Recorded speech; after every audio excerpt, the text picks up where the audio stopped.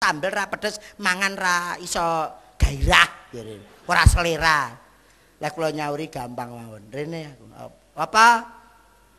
Aja sok gupuan, disyukuri rezeki kok Allah ki disyukuri. Lah nek pedes ra nyukuri piye? Gampang, nggawa sego putih gawa rene. Cara kowe iki nggawa sego putih tok karo tempe goreng lho, kowe iso pedesen sedina. Carane piye saurunge mangan tak tapuki lambemu aku. Wah. Ben jeber aku. Ngoten niku jek cerewet. Delalah kula entuk resep keng Kyai. Yi. Apa Jikirun? Waduh, yi kula badhe nyuwun pirsa. Wong napa-napa ni sakniki kula sowan Kyai ben tentrem ati kula. Pripun yi ngadepi bojo cerewet? Nek turu kae lho cedhak ana, nek angkler ke tanganmu ngene karo muni bismillahirrahmanirrahim Allahu akbar, setan cerewet ilang. Lambene tempekno mak plek alhamdulillah. Terus ngono langsung ngono. Nggih. Kula cedhake turu. Bismillahirrahmanirrahim. Allahu akbar. Setan cerewet. Lah kok nglilir cerewet dhewe. Wong wedok di setan-setane titen ana 3 dina ora tak wehi kowe. Aku ya tele-tele kadung ngombe irek e.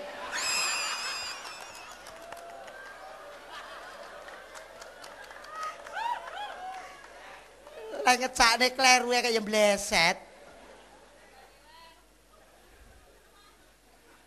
Alhamdulillah. Milanipun dalam segala bidang monggo kita syukur. Pun sing sabar mawon. Sabar. Dagelan iki kena efek sampingane neko-neko. Jangger enek kerusuhan, enek bom dagelan mesti sepi. Tapi piye wong arek gawe tontonan ya wedi dibom. Arek gawe perayaan sungkan rakyate. Rakyate sengsara kok rame-rame. Ini alhamdulillah. Kula sowan Kiai dibarokahi donga dianu alhamdulillah. Didongake alim ulama ngampe sakprene job nggih mlintang mawon tasik mawon. Dek wingi kula siaran TVRI Surabaya kalian Pak Sekda Jatim.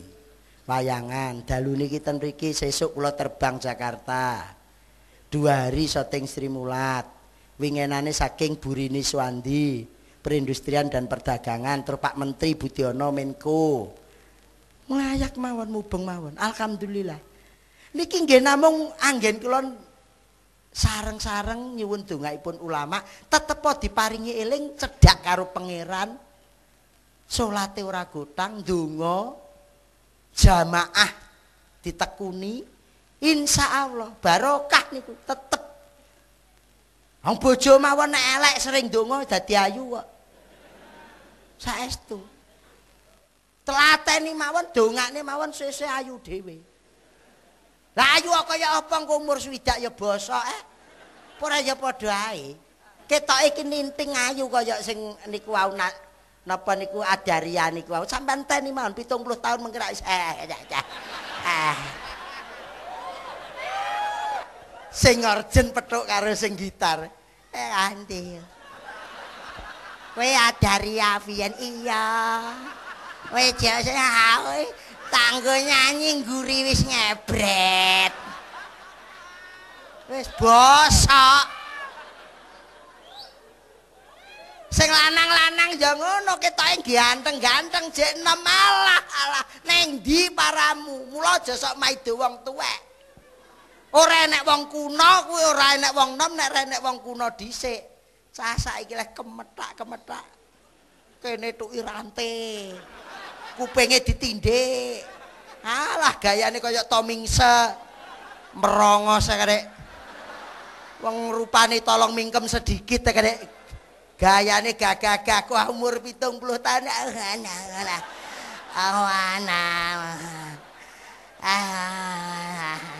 Kukur-kukur. Mulane pikun rak beda, wong wedok le wong lanang rak beda. Nek wong lanang niku nek pikun nak ngeten. Nek Mbah Ida ak ngeten. Sampeyan delok mawon. Enten Mbah Ida umur 90 to, Mbah Umbu. Ora guyu sampe ngekek-ngekek kok. Wong edok niku mbah edok nek pikun nek mesti ngeten iki. Nek wong lanang niku enten artine. Wong wedok umur swidak dak 5 70 tekoni. Piye Mbah ora nyang aku. Ra kuat. Nek wong lanang mantuk-mantuk sapa ayu men putune yo. Karepe ya jek kuat ning boyok dul. Diombeni rek sing menceng ora kono sikil. Astagfirullahaladzim. Allahumma sholli ala sayyidina Muhammad. Innallaha ma'asyabirin. Sing sabar, nggo sabar mawon. Dari kiai pundi mawon kula ubengi pesennya hanya satu. Sabar, sabar, sabar, sabar. Kembali ke diri masing-masing, ke nurani masing-masing. Kalau ada gejolak, ada malapetaka, ada musibah, tolong introspeksi diri, ketuk hatimu. Apa sudah kamu jalankan syariat Islam? Apa kau sudah jalankan perintah Allah? Apa wis mok doi larangane? Tekok ning pribadimu dhewe-dhewe. Rasa nuduh rono-rono. Hei penjabat, hei DPR, hei sapa ae sing ning dhuwur-dhuwur kae. Nenek tanah longsor, nenek bom Bali, nenek apa tekono neng awakmu dhewe. Wis berbuat apa kamu demi rakyat dan pernah apa kamu melakukan apa yang diperintahkan Allah dan larangannya Allah. Niku bayaran piro niku? Lah bengok hotel kok bayar dhewe niku. Mulane wong urip ten ngalam donya niku paribasane mampir. Wong urip nang alam donya bebasan mampir ngombe-ngombe.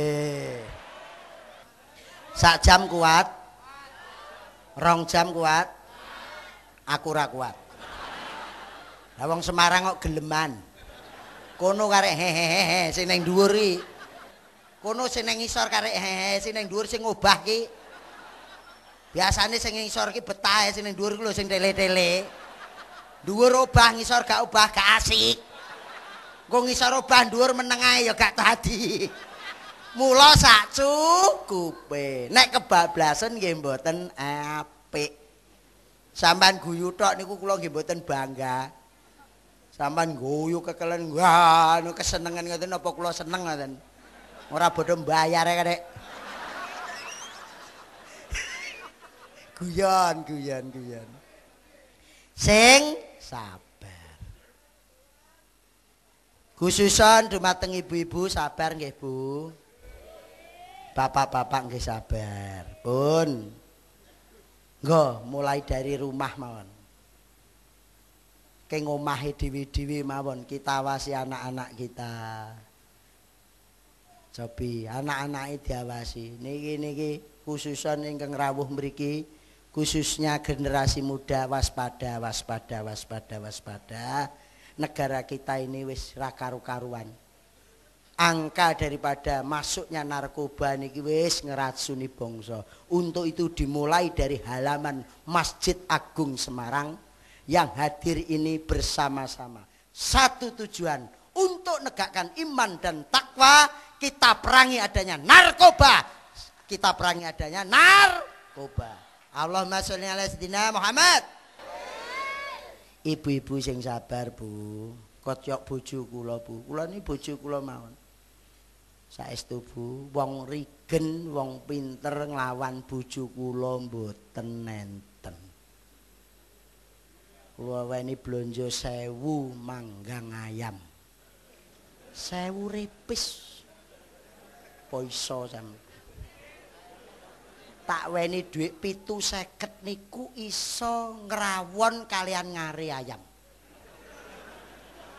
Genep seminggu celana jas ten lemari entek.